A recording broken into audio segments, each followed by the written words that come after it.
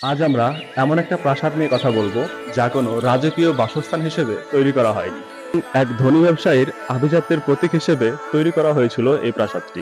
ঘাড়ির ঘাড়ি খামা হরিচন্দ্র রড়ি জাগে তারে ঘাড়ির ঘাড়ি খামা ভূগরিয়া ধরা পাগে।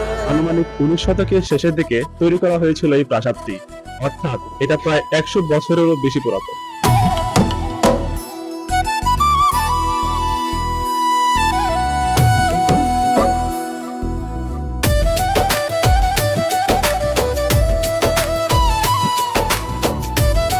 শোনা যায় কোনো এক সামাজিক অনুষ্ঠানে অপমানিত হওয়ার পর জমিদার ঋষিকেশ রায় সিদ্ধান্ত নিয়েছিলেন এই প্রাসাদটি তৈরি করার।